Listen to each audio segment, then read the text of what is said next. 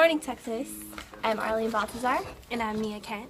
Today's most talked about topic is the Roe versus Wade case. Do women have the right to have an abortion?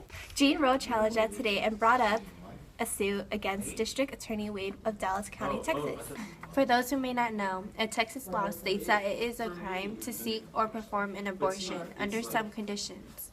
For example, if the mother's life is in danger, but Ms. Roe's life was not.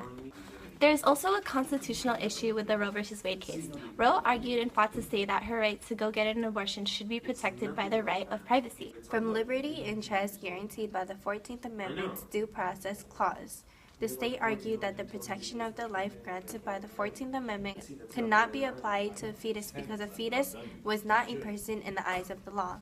And now we have Luis Martinez with the weather. Howdy, I'm your weekly meteorologist, and today it seems we'll be in the high 90s down in Texas. It'll be a very heated day down at the courthouse as tensions rise as the Roe vs. Wade case gets solved. Opinions are rising just like the temperature for tomorrow, as it will reach the low hundreds.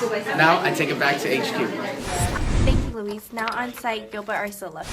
Hi, my name is Gilbert Arcilla. I'm standing outside here today of the Texas courthouse. Myself and many others are eagerly awaiting a court decision in the Roe vs. Wade case. This case came into light when Jane Roe, a Texas citizen, tried to get an abortion. However, the state of Texas denied her right. Feeling as though her rights have been violated, she brought suit against District Attorney Wade of Dallas County, Texas, and eventually made its way all the way up to the Supreme Court. This case in particular has caused controversy among the nation, dividing it into having one's own personal beliefs and morals coming into question. Thank you, Gilbert. And now we have Cara and Karina with the traffic. Good morning, Dallas, Texas. There seems to be a good flow of traffic in and out of the freeways, but be careful coming out of Interstate E38. There may be some traffic along the streets on the west end in downtown due to protesters of the Roe v. Wade situation. I'm here today with Chief Justice McGraw. What do you feel the incentives of allowing abortions are?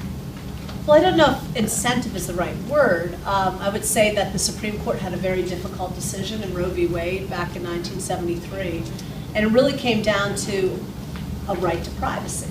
Now, as you know, there's other people on my bench that think that, oh, I'm an originalist and I'm not going to legislate from the bench, and the Constitution says nothing about abortion, so why should I rule on it? If you want to have something about abortion, legislate it. Well, other people believe that there could be a right to privacy implied very vehemently in the Constitution, particularly the 9th Amendment. Do you feel it disturbs the 14th Amendment to protect life? Well, now you're saying if abortion is not allowed? Is that correct? You know, in my personal constitutional opinion, because when I put on this black robe, anything I think about partisanship disappears. In my personal opinion, the 14th Amendment says equal protection of the law. Now, does that apply to a fetus? Does that apply to a person? That's one of these wedge issues in America right now. What is the dissenting opinion of the court? Well, I wasn't on the court at the time, but the dissenting opinion, as far as I understand, Justice Rehnquist at the time wrote the dissenting opinion, and I think he brought up that there was really no right to privacy implied in the Constitution.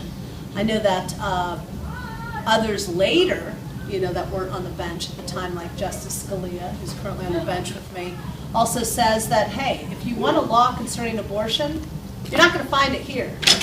You're going to find it in the minds and the will of the legislatures. So don't legislate from the bench. Have the legislators, your Congress, actually make a rule about abortion, okay?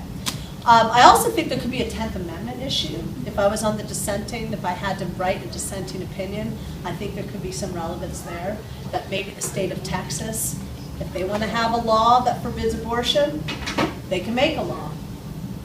That's where I would go, states' rights. And what is the majority opinion of the court? The majority of the opinion of the court came down to right of privacy, which they cited not just in the 9th Amendment, but also that the right of privacy is also implied in the 4th Amendment against unreasonable searches.